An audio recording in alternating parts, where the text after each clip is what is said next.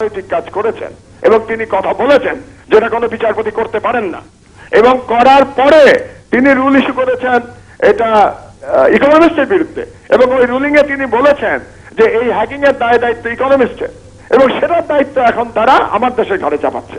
এটাই অনৈতিক। এখানেই আইন ভাঙা হয়েছে। পুরোটা ইকোনমিস্ট তো ছাপায়নি, আপনি আমাদের দেশে ছাপিয়েছেন।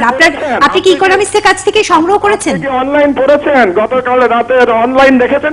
হ্যাঁ, অনলাইনে দেখেছি। সম্পূর্ণ ছাপা হয়েছে। আপনি মিথ্যা তথ্য দিচ্ছেন কেন যে ইকোনমিস্ট ছাপায়নি? না, সেটা তো ওই ঘটনার পরে ব্লগে বিভ্রান্ত করছেন কেন? আপনার দর্শকদের বিভ্রান্ত করছেন কেন? না, দর্শকদের বিভ্রান্ত করতে চাই না বলে আপনার সঙ্গে সরাসরি কথা বলছি। বিভ্রান্ত করবেন না। ইকোনমিস্ট ছাপিয়েছে, ইকোনমিস্ট তার মতো করে ছাপিয়েছে, ইকোনমিস্ট তাদের মন্তব্য দিয়ে ছাপিয়েছে।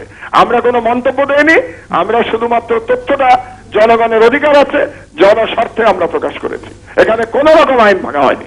সরকার যেটা করছে গায়ের জোরে করছে, বাকশালী ফাঁসিবাদী কায়দায় করছে।